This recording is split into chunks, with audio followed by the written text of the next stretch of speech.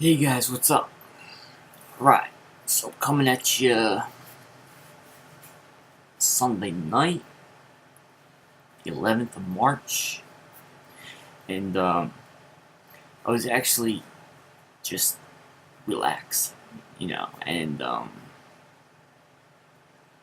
about to watch Homeland, and it's really popping off in Homeland. They're promoting subliminal style, um, the patriot type anti-establishment groups fighting back against the Zionist Babylon government, and they're basically putting that out there like, bring that beat back, bring back Waco, bring back the one from, Montana. I don't know exactly. Rose Mountain. Anyway, shows how much into that I've looked. But basically, yeah, bring that Waco beat back, especially now with the David Koresh series, which I've only watched the first episode, but I will take a peek into that. Eventually. There's just so much interesting content flowing right now, and I just love watching it and trying to, fathom what message are they putting out, and not just that, but you see, one of the things that these Freemasons and occult witch, magician, Satanist, he and she witches, what they do, and it's a type of magic, and I don't know the name, but the word sigil magic is coming up, and I don't know. But the thing is, what they do is they basically show us what they plan on doing, and that makes the magic stronger, I guess, is when, like, you're basically telling your victims or your targets, this is what we're gonna do, not, shout it out, but figure it out, but I'll show you if you can have the eyes to see and ears to hear. This is what we're gonna do, and we're still gonna do it, even though you know we're gonna do it. Well, it makes sense that magic would be more powerful, right? I mean, if you're trying to impress the witch powers to be, aka Lucifer and his fallen angel demonias, then yeah, I guess basically they'd be like, oh yeah, well, I'm digging that style where they tell their victims what's up and they still do it. It's sort of like, what was that? Oh yeah, it was Kevin Costner movie, and Clint Eastwood was the director, but actor too. And Clint Eastwood played the Texas Ranger, and and um and Kevin Costner played the dude that escaped from prison, and he picked up the little Jehovah Witness boy, and the guy that escaped from prison with him was messing with the boy, and Kevin Costner turns around in the car, and he goes, in 2 seconds, I'm gonna break your nose. And the guy goes, huh? And Kevin Costner goes, BAM! Busts his nose all to hell. I love that, man. He's like, I'm gonna tell you what I'm gonna do. And you get a lot of that in MMA, they're all like, I'm gonna do this and this and then, this and this. Anyway, okay, so, um, I was gonna, explain to you, like, a good way to, exercise, but not that it's like exercise, and not just exercise for cardio, but also a way to, it's sort of like a yoga alternative, because that's really taken off, but it's no good because the philosophy behind it is Luciferian, it's Babylon, you trace its roots back to Nimrod, and his wife and their son. that tammuz, the fake Mary, Jesus, which is really Nimrod's wife and son from one of her flings named Tammuz. Anytime you see images of Mary and Jesus in whether it's Nordic tradition or Catholic tradition or any of them, see, guys, what happened was when Nimrod built the Temple of Babel, okay, the reason why he did it is because his name means to rebel, Nimrod. And Nimrod was known as a great hunter, and many believe he was a Nephilim, a giant. And I'm sort of on that right now. Yeah, he was probably a giant because he got so much damn respect. And back then, there were still Nephilims. It was after the flood. So, okay, basically, Nimrod, his name means rebel, was like, yeah, God, so what's up? I'm going to build this here Tower of Babel so high that if you bring on your floodwaters again, we're going to survive. Yeah, well, okay. So God was like, okay. And so what he did, he scattered all the peoples. All the peoples were there in Babylon. And he scattered them all over the planet. All over the round, flat earth. Okay, surrounded by Antarctica. Okay, that's why you don't fall off the edge. Antarctica is the barrier, just like Game of Thrones, the ice wall. Okay, anyway, God scattered all the Babylonian peoples, and they made them talk different languages. That's why there's all these different languages. Okay, guys, and so that it would create confusion, and then, of course, he had the temple destroyed, and Nimrod, got taken out. And that's when Nimrod's wife said, well, guess what, all you Babylonians, Nimrod actually is being reborn in me. I'm gonna bring Nimrod back out in the form of my baby, and they named that baby Tammuz. Okay, and also she said that that the sun god impregnated her, which is your false god impregnating Mary for Jesus, because there's plenty of them. And a lot of your anti-Christians will say, look at all these different versions of the, God, puts the seed in Mary and Jesus. Yeah, well, guess what? It was prophesied by God way before all these versions popped off in the book of Genesis, when Satan, the serpent, when he convinced Eve to eat of the fruit of what you know and don't know and not supposed to know, forbidden knowledge. Well, see, God said, well, you did that, and now here's your punishment. You are going to be on your belly. You are going to be eating dust forever. And not only that, but one day, my seed and her seed, Eve's seed, will put a bruise upon your head. No, he didn't. I'm sorry, you guys. He didn't say my seed. He said her seed. But Lucifer is no dumbass. He figured out that it's going to be one of them things where it's God's seed.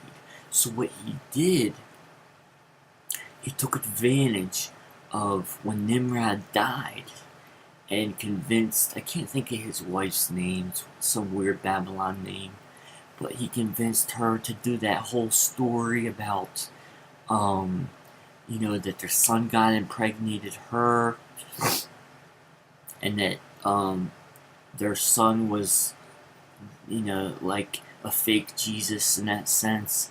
And so Lucifer basically, okay, so his plan was, if I start this thing, this trend of all these different false married Jesus situations, that once the real Jesus is born in that situation, there will be confusion because everyone will be like, yeah, but what about that one? What about that one? And then 2,000 years later, where we are now, you're going to have all these atheists and non-believers and backsliders being like, yeah, but what about that one and that one? And well, that's confusion. That's Luciferian confusion, okay? Yeah, so anyway, I hope that explains that for you guys. I learned that recently myself, so I did my best to sort of, pass along what I learned. I wish I knew the plug. I could plug the video of who made it, because it's like this Asian dude. He's amazing. He's so well saved in a blood. It was the most amazing video. I'll get back to you on that, okay? But yeah. So you know what? This was gonna be the flow is the flow. This was going to be a video about, like a really cool way to get nimble, get a good workout in, and I was going to teach you the taekwondo horse riding stance, key up, and then from there I was going to teach us how to begin a flow, and then to slowly see how that flow develops on its own, what the body naturally wants to do and where it wants to go, because you never know which muscle wants to be stretched and when. So you can't just intellectualize, you have to have flow. You have to have focus and flow. Okay? So anyway, I'll do it another time. But oh yeah, what's funny? When I was in 8th grade, that's when I started taekwondo. I wanted it so bad. I wanted to learn how to kick much ass, and that was the thing. We had this kid in town, and his story was some dude messed with him, and he got a kick upside the head, knocked the dude out, and the dude was supposed to be real tough. And everybody was like, damn, look at that karate shit and this and that. I wanted that. I wanted it. So I convinced my uncle to pay for my classes. And this was like 1986. It was like $35 a month. And he called it, he used to say, come on, we gotta go to Take My Dough. Oh man, he was funny. He's one funny dude. He used to be, come on, Charlie, man, it's time for Take My Dough. Because, anyway, and another funny thing is, about 2 months after I started Take My Dough, it just so happens that I got in a fight on my uncle's front lawn. So he got to see if I was learning anything useful. And, so I'm in this fight, and I was a damn good fighter. I was a strong kid, athletic. I mean, and this was 8th grade. I'd already gone through grade 6 through 8 street hockey. Enough fights, right? Enough fights. I mean, not like all the time, but, we had our fights. And my point is, I was known as being a damn good fighter. But I got in a fight with this guy, and I tried to throw a kick. And it wasn't, like, to the face, because I could not get my leg up. It was only 2 months in. So I kicked him right at the waist. And that's not a good place to kick somebody. That's not a good target. You want to kick someone in the thigh, okay, behind the knee, to take out their leg. Now in combat and MMA, we're seeing a lot of calf kicks. Shin and calf kicks. And it's tearing people's calves. It's making it look like there's animals inside. That's what they know. There's like a rat inside that guy's calf. They're nasty, these calf kicks. So, of course, you want to kick somebody in the liver or the ribs with the stomach, with a front kick in the gut. Take the air out of them, so I feel like they're dying on you. Or, of course, upside the head. Oops, upside the head. Oops, upside the head. And, but the waist, that's not a prime target when it comes to striking. So I kicked this dude, and it's like a really big dude. I kicked him right in the waist. And it was like 40 people. They were at some kind of weird, right near my uncle's house, there's a place called the Mount Carmel Society. It's basically one of your Italian Sons of Italy / Catholic type dealios. And it's where the annual carnival grounds were. And anyway, people could rent out the Mount Carmel Society for parties. And these guys from there was 2 schools in my town. There was Hamilton and St. Joseph's. They were the Catholics. We were just the regular public school guys. Well, the St. Joseph cohort deviants were having some sort of party at Mount Carmel. My uncle's house was 2 houses away.